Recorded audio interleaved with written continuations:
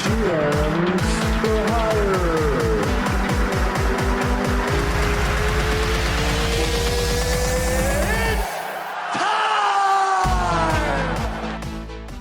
Welcome back to GMs for Hire. I'm Matthew Perry, and with me today, MLB.com Yankees beat writer Bryan Hoch. Bryan, how you doing? I'm doing great, Matthew. Thank you for having me. Yeah, thanks for coming in. And you've been a beat writer now for the Yankees for over 10 years. You've seen plenty of big moments, the '09 World Series, the core four finishing up, four legends. You've been through it all, but I think it's fair for us to start kind of at the beginning. You're in high school and you're kind of just getting started in your journalism career.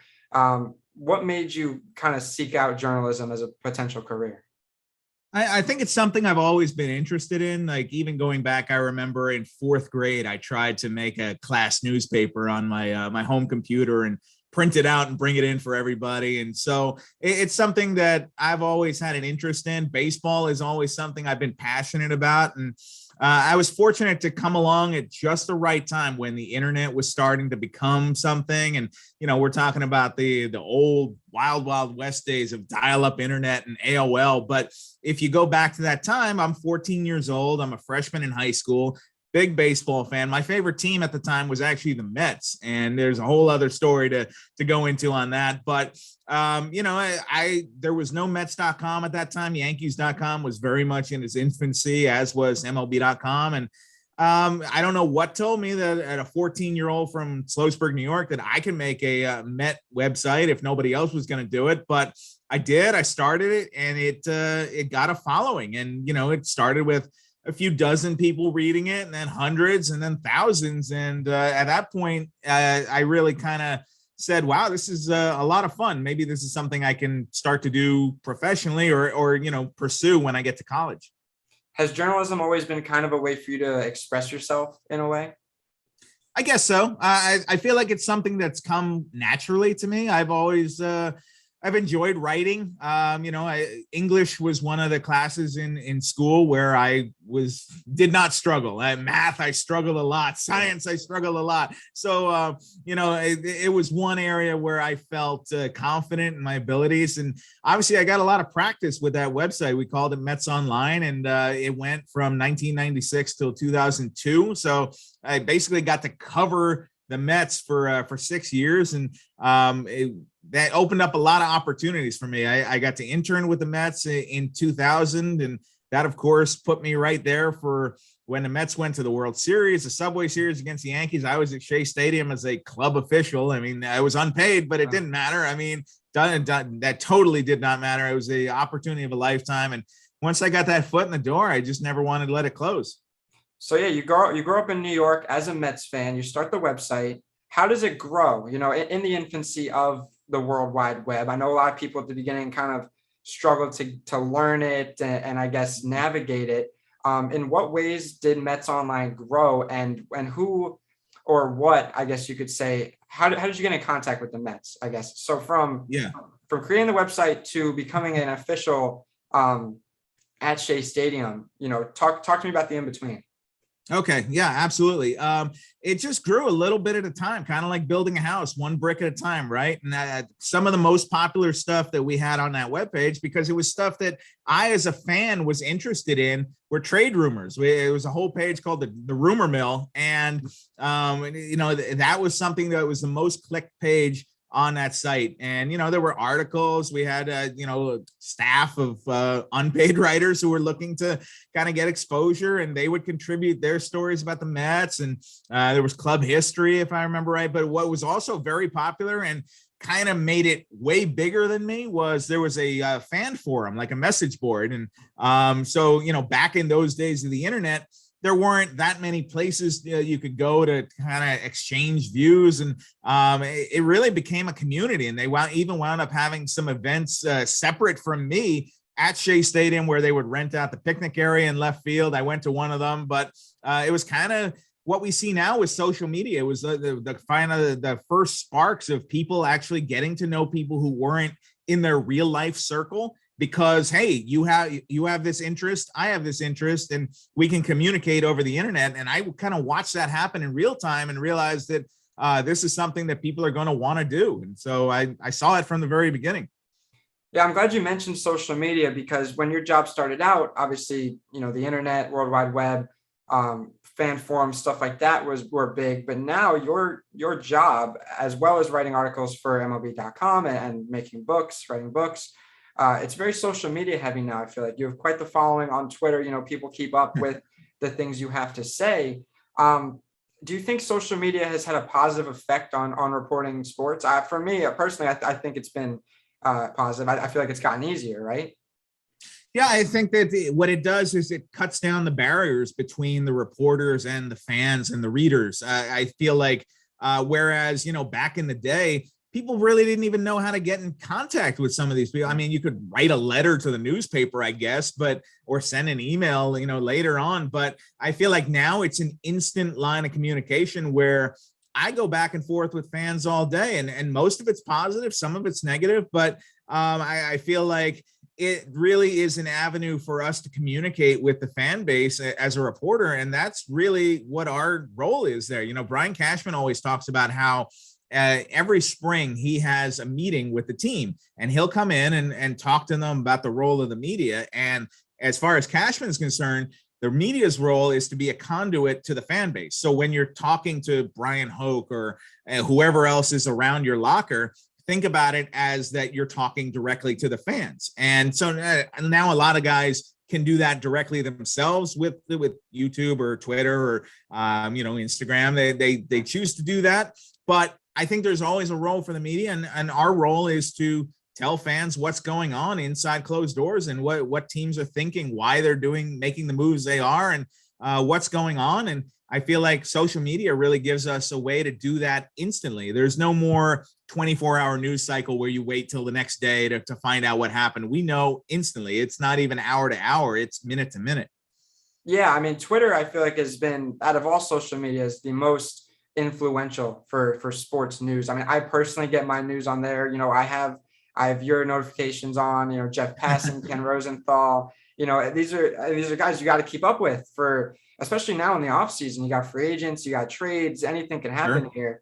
For me, it's very important to keep up with Twitter and social media. And I almost can't imagine not having that kind of platform, because having to wait for a newspaper, like you said, is just kind of inconvenient, honestly. That's never going to happen again. No, we're way past that. But I remember in spring training of 2009, Jordan Bashman, who was then our Blue Jays beat writer, told me, he said, hey, you should sign up for this thing called Twitter. And I remember going on it, and you have the funny little @ symbols, and it's like kind of like trying to figure out, what is this thing? How do I use this thing? And if you go back and look at probably my first 10 or 15 tweets, they are bad. Like, it's like, hey, went for a cup of coffee today. That was, or silly stuff like that. We're all trying to figure out how to use this thing, and it's really become this kind of tool and a weapon. And like you said, you have to keep these notifications on. A lot of the names you mentioned, I've got them on too, because I got to keep up with my competition. And so it definitely levels the playing field in that we're all communicating on the same media. And I feel like that's what Twitter does. Yeah, there's definitely a learning curve with Twitter. So I don't blame you for the few bad tweets, but you just mentioned competition. Do beat writers kind of see each other as competition, in a sense? Absolutely. Really? Absolutely. So, I mean, everybody in that, look, I'm friendly with the people in that press box. And, obviously we have to be. We spend, in some cases, more time together than we do with our own families. When you start a baseball season, you're reporting basically on Valentine's Day, and that can go all the way to Halloween. So that's a lot of time, a lot of hours where we're in the same ballpark, in the same hotel, in the same airports. And so you keep running in the same faces. Yeah, sure. It's great to be friendly with the people you work with, but at the end of the day, I mean, they are my competition. I want to crush them. I want to have something that they don't have. And that when they see it, they say, how did he get that? Oh, I wish I'd thought of that, because they've certainly put me in that position many, many times over the years, where I've been kicking myself and saying, oh, why didn't I make this call or talk to that guy? And I could have gotten that too. So yeah, they're my competition, everybody in that press box, but that doesn't mean you can't be friendly with them. So in a way, MLB.com guys like you would see people from The Athletic as competition. basically. Sure. Yeah. Lindsay Adler is my competition on the Yankee beat. And Lindsay's fantastic at what she does. And sometimes it's hard to remember. She's only been on this beat for like, I think 2 or 3 years because, man, she writes some stuff that I have definitely kicked myself and said, oh, I wish I had thought of doing that first.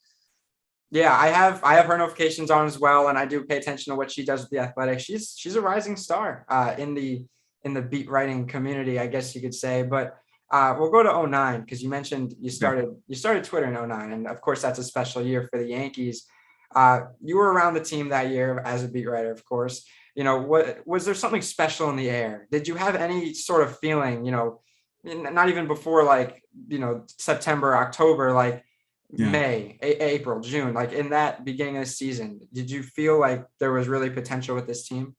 Absolutely. I mean, coming off of missing the postseason in 2008 and moving across the street from the old stadium to the new stadium, you could tell that that was a team that was motivated. They were embarrassed to not make the postseason in the final year of Yankee Stadium, and that's why the Yankees went out and they signed CC Sabathia, AJ Burnett, Mark Teixeira. They really loaded up and traded for Nick Swisher. I mean, it was a completely different team that year, and yeah, it wasn't all the way to the finish. They weren't the most dominant team in baseball. That team had a lot of ups and downs, and there was a period in June where Brian Cashman had to fly down to Atlanta and kind of chew out the team. It was like the principal coming in and giving everybody a kick in the rear and saying, hey, you're better than this. But after that, they took off. And just looking at the teams around the American League, it was kind of like, who's going to stop the Yankees this year? If anybody was going to stop them, it was going to be the Yankees stopping themselves because they were a super team that year. They were built to win the World Series. The Steinbrenner family wanted to win one more while George's health was fading. And that team was put together to win the 2009 World Series. And anything short of that would have been a massive disappointment. So, yeah, I definitely felt there was something special about that team. Alex A-Rod came back and, hits a home run, his first at bat after missing 6 or 7 weeks with a hip surgery. There was so much going on, so many storylines that you could fill a book with it. And we did. We came back 10 years later, and Mark Feinstein and I wrote Mission 27. And it was just getting to go back into that World Series season. I feel like 2009 was a year that we didn't really appreciate it in real time because, it's like, all right, like I said, they were supposed to win the World Series. And you figured, oh, they'll win the World Series again in 10 or 11 or 12. And then you look up and Derek's retiring and Mariano's retiring and Pettit's gone and Posada's gone. And you just say, oh, wow, they're not going to win another one here. And that was the last time we saw the core four and the only time that a guy like Alex could hold the World Series trophy. So getting to go back into it 10 years later, that was a lot of fun. It was like going to a high school reunion in a lot of ways, just kind of catching up with guys who we'd lost touch with. So when you wrote Mission 27, one of the 3 books you've produced so far, what was the thought? Like a 10-year anniversary kind of thing? Was that the main reason for writing it? I would say it was one of the reasons. Mark and I were friendly. Like I said, we were on the beat at the same time. He was working for the New York Daily News in 2009. I was at MLB.com. He actually had my job before I did. So, we're friends. He spoke at my wedding and stuff. So we were looking for a kind of project that we could work on together. And somehow 2009 kept coming back to us. And it was kind of like, there was a lot more to say about that year that we didn't say or get to find out at the time. And, we had a couple of little threads here and there about things that, oh, did you know this happened or that happened, but that hadn't really been written. But the more people we talked to, and of course they were happy to talk about the best moment of their lives in a lot of cases, winning a World Series and everything that went through that year. The more people we talked to, the more we realized how much we didn't know about what was going on in plain sight in 2009, because they weren't going to tell us. I mean, these guys are pretty laser focused, and their job was to go out every night and win a ball game. And talking to the media wasn't really, part of it. Saying, hey, did you know so-and-so was out at the bars last night, or we went to this and that party? That wasn't part of the conversation in 2009. I didn't realize how much fun that team was having off the field too. And they earned it. They were kicking butt on the field. They were winning a lot of ball games, and they were having fun off of it. And it was just a breath of fresh air, I think, for the Yankees at that time, because things had gotten stale. It had been a long time since 2000. There was a lot of frustration. They'd had a bunch of the wrong people come through there, and bringing in CC, AJ, and Teixeira and Swisher, I think that kind of really changed the culture a lot, and let the guys like Jeter and Posada and Pettit and Mo take a step back and be like, okay, the Yankees are good again, and I don't have to do it all by myself. So you've written, like I said, you've written 3 books. You wrote Mission 27, The Baby Bombers, and The Bronx Zoom. Of the 3, which one are you most proud of? Oh, that's like asking me which kid I like the best. Yeah.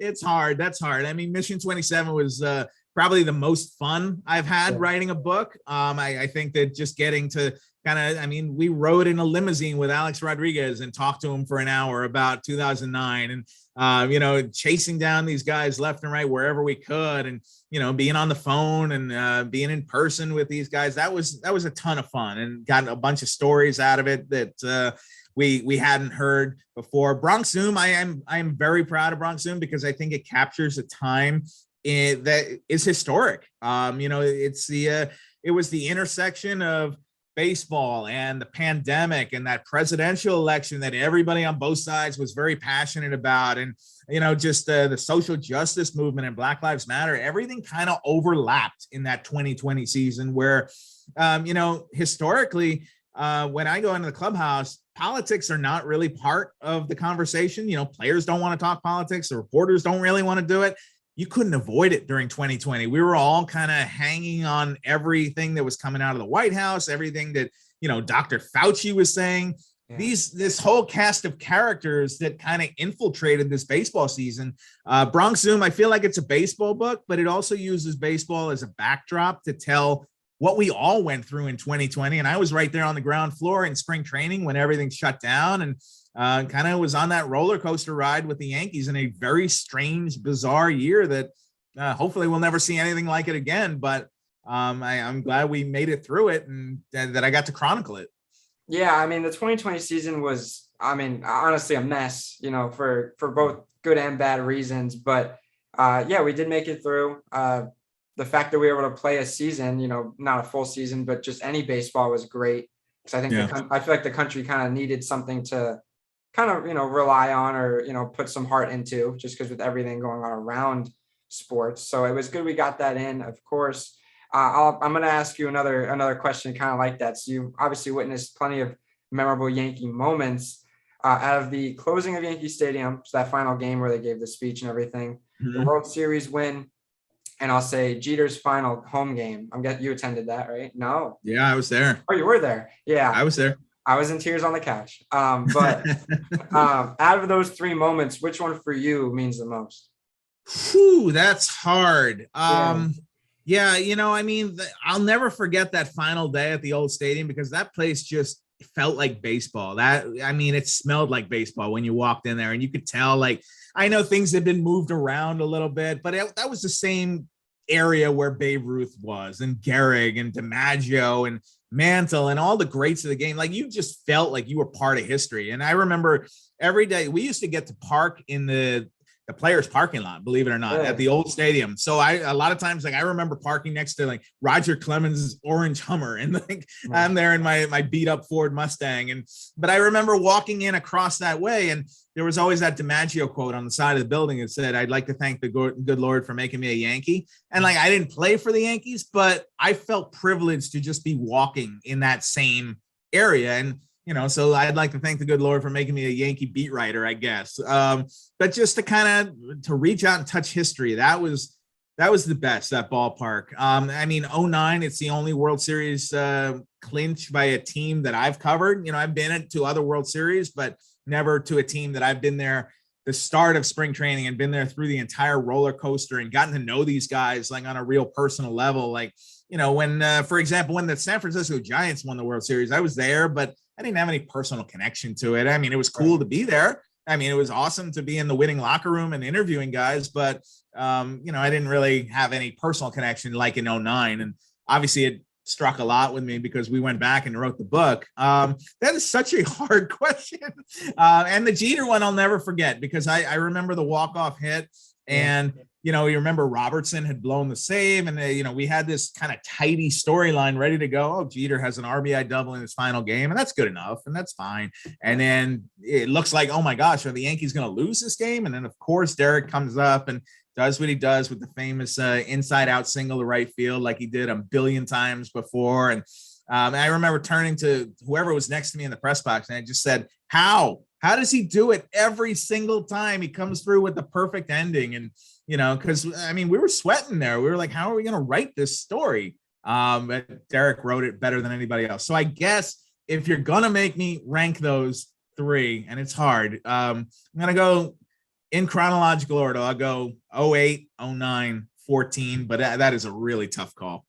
Yeah, it's tough because all three moments, meant a lot to Yankees history, I'd say. For me, I probably have to go with Jeter's final just because he was, he still is my favorite player of all time.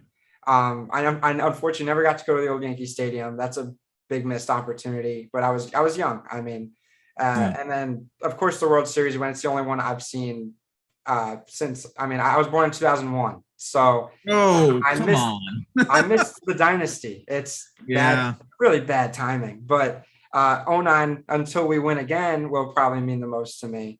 Well, imagine being a Met fan in 1996, 1998, 1999, 2000. Those are my high school years. You think I heard it a little bit from the Yankee fans in my school? So that was I definitely missed that dynasty as well. Well, so we'll step back because we didn't get to discuss this. You wound up from being a Mets fan, you wound up working for the Yankees. How passionate of a Mets fan were you to the fact that you had to kind of switch sides?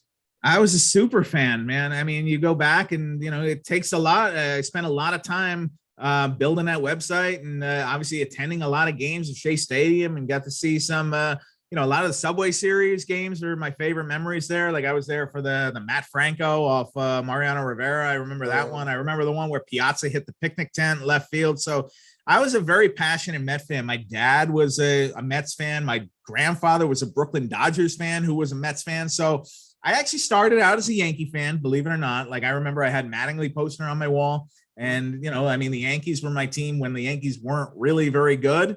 And the strike of 94 just kind of broke me as a fan. I was 12 years old. And it broke my heart that we weren't going to see the end of the season. And I just said, forget baseball. And I didn't watch baseball at all in 95. And didn't really watch it much in 96 until the end of the year, I guess. But, like I said, my father, my grandfather, that kind of pulled me in on and said, hey, the Mets have some exciting new kids coming up. They had what they called Generation K at the time. So it was Jason Isringhausen, Bill Pulsifer, and Paul Wilson. I said, wow, the Mets are going to be really good. And I missed it completely because the Yankees are about to win 4 World Series there on the other side of town, and I'm going to be on the outside looking in. So, but I think that once you kind of hang up that fan hat and get into the media side of it, and that's what I didn't know as a fan, you kind of lose that a little bit. It's harder to get so excited for if a specific team wins or loses. And I'll be honest, I don't think I've watched a Met game start to finish other than the ones I've covered.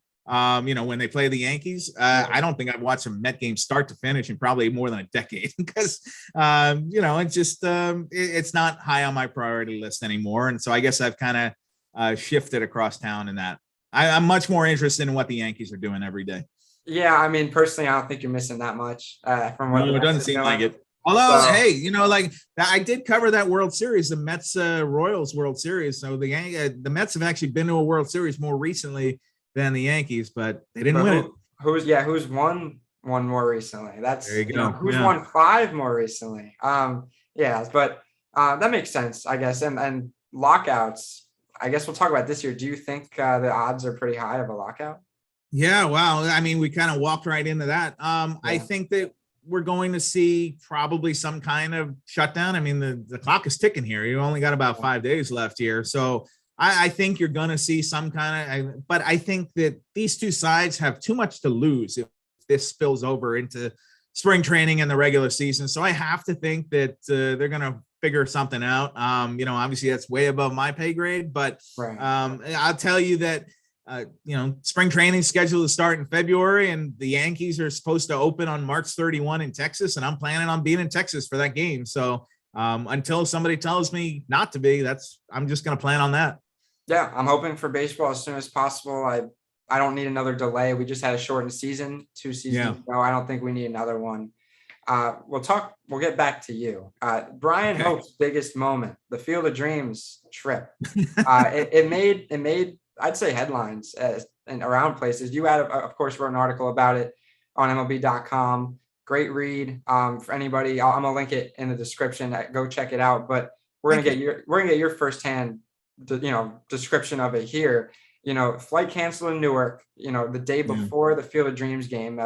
Legendary baseball site from, of course, the Field of Dreams movie. First time Major League Baseball's ever had a game like this at the cornfield in Dyersville, Iowa. It's just under 1,000 miles away, and you have to beat the clock to get to the game for tomorrow night. How did you do it? Because that's not a lot of Red Bull or energy drinks, I guess. But yeah, you're right. So there was a band of storms, I guess, in the Midwest that was just messing everything up. My plan was fly to Chicago, check into the hotel, get a nice dinner, relax. And then in the morning, I would have driven out to Iowa, and it's about 3 or 4 hours from Chicago. I guess the airlines had different ideas. And so I think I was on an American Airlines flight that got canceled. Then I was on United, and I'm waiting at the gate in Newark, and it just keeps getting pushed back and pushed back and pushed back and pushed back. And then finally it's like 11 o'clock at night, and they said, no, we're not taking off. Like, we can rebook you for tomorrow night. And I said, that's not going to work. And so I called the travel agency that MLB has, and I said, like, can you get me there anyhow? Like, what can you do? And they were like, everything's booked solid. There's no way we can get you there for that game. I'm saying I got to be in Dyersville by 3 o'clock. Like, how do you get me there? And I'm still in Newark. And I said, all right, get me a rental car. Are there cars? And they said, yeah, there's a car. You can get a car. And so I went down, and I think it was like a white Toyota Corolla. It wasn't a very nice car, but I didn't care. I threw the bags in the back and cranked the radio and started driving, just, picking up miles. And somewhere around the Jersey, Pennsylvania state line, I guess, I was kind of thinking, is this a good idea? Should I be doing this, driving through the middle of the night all the way on, so I started posting about it on social media, just kind of people, taking the ride with me. I put it on like an Instagram story and kept giving updates every time I'd pull over for gas to get silly snacks or whatever, load up on beef jerky or Slim Jims, and, just anything to keep me going through the night. And I made a couple of stops. I think there was a rest stop in Ohio and maybe another one in Indiana where I just like caught a quick snooze and, loaded up again on coffee. And I made it somehow to Iowa by about 4 o'clock, I think. And the game was at 8. So I was tired, but adrenaline took me through that whole thing. And it was funny. Like, when I walked into the ballpark, the Yankees were taking BP, and they put my picture like on the screen. Like, one of the cameramen, I guess, found me and put me on the screen, and people started cheering. So that was definitely surreal. Like, to kind of get that hero's entrance into the cornfield, which was, by the way, if the Yankees were playing the White Sox in Chicago and I had that flight problem, I don't know if I would have driven through the night to make it to that game. Right. I think I would have just said, okay, I'll make it for the next game. But that was a one-shot deal, a game that I had been looking forward to for years, like pre-pandemic. It got pushed back because of the pandemic. I just wanted to see a game in the cornfield. I've always wanted to visit there, and it was worth the drive, put it that way. Yeah, I mean, the whole spectacle of it all, the cornfield, and this being the first time ever, and it was a great game, one of the best games of the regular season, I would say. The Yankees, of course, fell to the White Sox, but there was that glimmer of hope, when Judge and Stanton hit homers. It was an amazing moment. And of course, Tim Anderson's home run, the walk-off, kind of overshadows it, but I don't think there could have been a better game for the first ever Field of Dreams game. It's going to be really tough to top that one. Good luck to the Reds, and I think the Cardinals, if I'm not mistaken. The Cubs, I believe. Cubs. Okay. The Cubs go, well, good luck to whoever's playing there next. I mean, it'll be fun, but I don't know how you top that Yankee White Sox game. Yeah, it's not going to be easy, but I want to touch on family, because you, as well as players and staff, you're traveling all the time. You're at just about every game, home or away. what's that like, kind of balancing family and work? Of course, you have a wife and two daughters. I can't imagine it's easy, but how does that work for you? It's kind of, just what we have. I mean, these are the cards we're dealt here, and it's part of the deal. And so, yeah, obviously, we got married. Connie and I got married, and then our daughters Penny and Maddie are now 5 and 3, so they're getting older, and getting a chance to, they've, from six weeks old, I think we had Penny in a hotel in Baltimore for a Yankee series. And so they've kind of just grown up around this, and they're used to taking long road trips now, and they like being on the road. I think that they probably forgot how much they enjoyed the hotels until we got back on the road this year. I brought them to Boston a couple times, and they were like, why don't we do this all the time? And it's like, well, there was the pandemic and blah, blah, blah. So I mean, they are really kind of embracing the travel part of it. And it's going to get more complicated here with the girls getting into school age stuff. But I think we're going to still be able to pull it off, because I think it's an important part of their childhood, and getting to,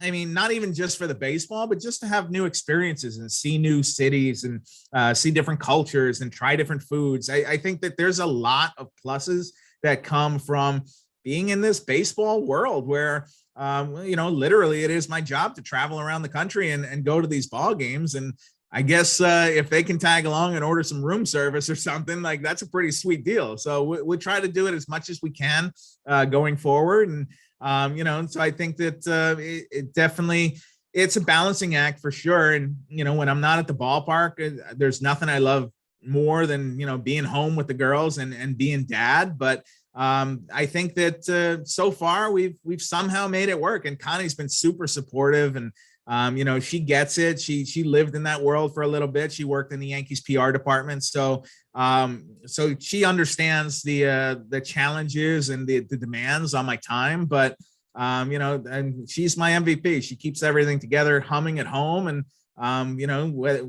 however or whenever I can bring them on the road, I definitely want to do that.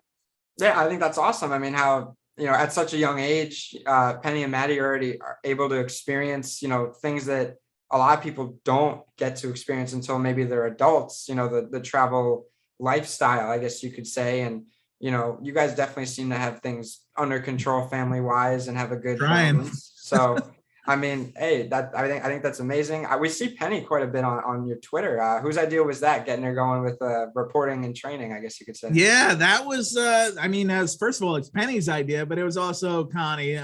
Last year was really, really challenging, 2020, because if you think back, I mean, there was so much uncertainty, so much we didn't know about what was going on with the COVID virus and stuff. And so when baseball resumed and I was going to Yankee Stadium every day, we didn't really feel comfortable with the idea that I would be coming and going into the house, in and out. So I actually lived separately, I guess, quarantined separately, I guess, in a way. So I really didn't interact. I would come by and we'd, say hello outside wearing masks and stuff. But that was really hard. It was probably the hardest thing I've ever had to do, is be away from my family for 3 months during that baseball season, because just to make sure that they were, protected. We weren't even going to grocery stores or anything at that time. So, I mean, 2020 was nuts. So, anyway, so when baseball resumed, it was, I think they restarted on July 23rd in Washington. And I went down for that game, and Penny, I guess, had seen one of the reports or some of the stand-ups I do after the games and post the videos. And she wanted to do her own Yankee report because she wanted to talk about baseball. She was excited for baseball coming back. And so they shot one, just kind of, for me. It wasn't for anybody except for me. And they shot one. I said, this is really cute. Can I put this on Twitter? And I did, and I could not believe how people were just into it. And I think it's what people needed at that time. There was so much darkness and just unhappiness in that time, to see a 4-year-old girl who's super pumped and excited about the Yankees coming back. I think it put a smile on a lot of people's faces. So it was just supposed to be a one-shot deal, but people demanded more. They said, we need more Penny. And so, Connie and Penny were doing the little videos, probably, I think, every homestand for the Yankees or every series. I forget, but somebody put her on a t-shirt, which is crazy. I Somebody saw put that. Penny on a t-shirt and people bought it. So, I mean, it's just wild. It blows my mind, but it connected with people. And I think it's just pure excitement of a small child who, thinks the best and is super optimistic about the world she's living in. And I think we need that. Yeah, I mean, she's adorable and she seems to know her stuff. So, I mean, Thank you. It's pretty entertaining. It is. And it's impressive for a 4-year-old to get in front of a camera and somewhat know what she's doing. But I can see she's a natural at it. I'm telling you can't teach that. And Maddie makes a cameo here and there, but she's not as comfortable in front of the camera. Like, I think it's just you're either born with it or you're not. And she totally is. She's comfortable in front of the camera. So I don't know. Watch for her on I guess the TV news at some point. Yeah, she got it from her dad. So yeah, I'm excited in 20 years to see her on MLB Network or something. That's going to be cool. That would be awesome. I could say I interviewed her dad. We'll finish off with some fun questions, just before we go. Who was your favorite player growing up? Mattingly was my favorite player growing up. And I'll tell you one story about that. When I came on the Yankee beat in 07, Mattingly was still there. He was the hitting coach under Torrey. And I was terrified to talk to him. I was terrified to talk to him because I didn't want the idea of Don Mattingly in my mind to be ruined if he turned out to be a jerk or, if he blew me off. I was going to say, oh, well, there goes my childhood. And I don't even remember what I needed to talk to him about, but he came off the field after batting practice. I followed him through that tunnel, the little tunnel you see where Jeter used to bang his hand on there. And so I talked for 5 minutes about, I don't know, it was probably about Jason Giambi or something like that, outside the clubhouse. And I just remember when the interview was over, I breathed a sigh of relief. I was like, oh, good. My childhood is still intact. Like, he was great. And he continues to be great. I've gotten to talk to him a little bit now that he's managing in the big leagues. And, actually he's having a really nice managerial career. It's gone a lot longer than I think a lot of us expected that it would. And he's bounced around a little bit. So, Donnie Baseball was my guy. Yeah, they say never meet your idols, and Derek Jeter's mine, like Mattingly was yours. And there have been mixed reviews, I guess, on Derek Jeter. I know you've, of course, spoken with him. What are your thoughts on him?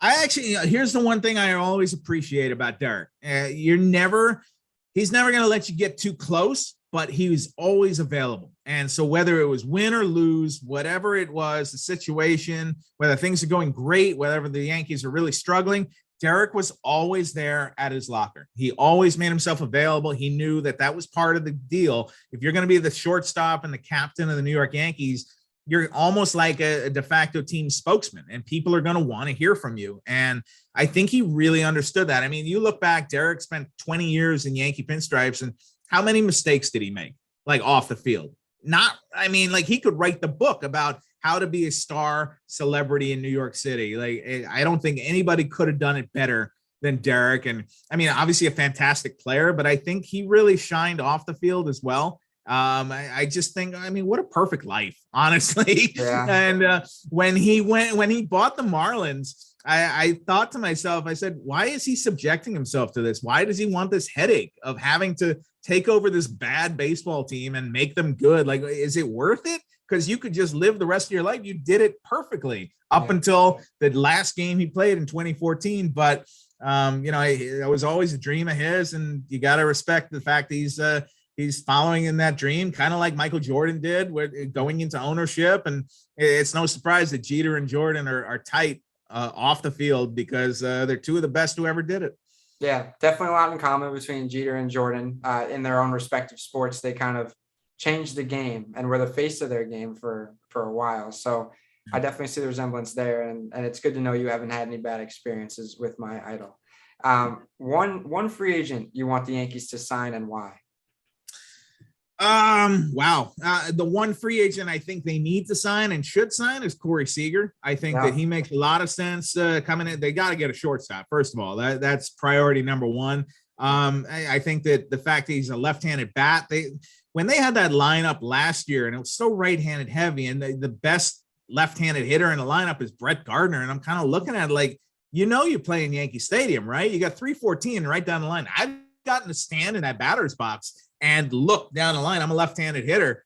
and I'm bad, but even me, I'm thinking like I could get it over that wall. And so why won't you want to load up your lineup with left-handed bats? And they did try to correct that with, bringing in Gallo and then trading for Anthony Rizzo. And it was better in the second half. But I feel like if you can get a guy like Corey Seager and plug him in at shortstop, even if he doesn't play shortstop for the life of the contract, he can always move over to third base for you. If one of the kids like the Volpe or Peraza is ready, I think it just makes a ton of sense. The best all-around player on the market is Carlos Correa, but if I'm the Yankees, I go for a guy who balances my lineup, doesn't have the baggage of the Astros stuff, which I think, part of the fan base is never going to warm up if Carlos Correa comes. It's going to be kind of like when A-Rod came, and part of the fan base never warmed up to Alex. I think it's always going to be in the back of people's minds. And so if I want to have a guy, I think Seager's the best fit for this Yankee team. It just depends. Are they going to spend the money it's going to take to bring him in? Yeah, I absolutely agree. Correa is great, but New York media is tough for many, and Correa, I think it's going to be even worse. Trevor Story is nice, but I agree the left-handed bat would be preferred. We'll finish with this. Do you support a universal designated hitter? Whether I support it or not, I think it's coming. I think it's something we're gonna have. I've just kind of accepted it at this point that it's probably going to happen, and we got to see it in 2020. And I figured that once it happened and you got a taste of it in the National League, then it was probably going to stick. I like the idea that there was always something different about the AL and NL. But honestly, do I get excited to watch a pitcher strike out or bunt? I think that the strategy it actually adds is not really worth it. So, at this point, I'd rather watch the 9 best hitters on the field rather than the 8 best hitters and then one guy who's going to try and once in a while get a hit. I think that the time has come for that. Every league pretty much in all of professional baseball uses the DH except for one. Yeah. So I think it's inevitable at this point the National League is going to have it. Yeah, because the way I think about it, imagine the offensive production increases we'd see in the National League when 1/9 of their lineup is now I'd say a competent hitter. I just feel like that changes the game for the National League and somewhat prevents injuries because the most notable reference to me would be Ching-Ming Wong. Where I covered that game. I was there in Houston for that, and it was ugly. I remember watching him limp off the field and talking to him later after in the tunnel of Minute Maid Park, and you felt horrible for him because he's doing something that he's really not equipped to do. It's something he doesn't practice. These guys, I always remember being in the clubhouse, and you'd see probably about 10 days before an interleague series, the guy that you'd see the starting pitchers start coming through, like Andy Pettit would have a batting helmet on and just be, oh, I forgot interleague play is coming. So it's not like they were really prepping the entire season. They kind of had a crash course to get ready for that. And obviously in Ching-Ming Wong, it changed his entire career. Yeah, he was never the same. And I remember a few years back, Masahiro Tanaka, I think it was at Citi Field. Mm-hmm. He was rounding third, heading for home. I think he pulled like both hamstrings. Yeah. And I was afraid for him that we were going to have something similar happen. And luckily that wasn't the case. But yeah, it's just, they're kind of liabilities out there, especially on the base pass. I think it'd be safer for them to just not hit to begin with. But Bryan, this has been great. Thank you so much for coming on. Hopefully, we'll have you back sometime to talk about the Yankees. Maybe if we make some big free agent moves, you can come back and we'll see what happens. But for GMs for Hire, I've been Matthew Perry. It's been beat writer Bryan Hoch, and we'll see you guys next time. Thank you for watching. Thank you, Matt. Appreciate it.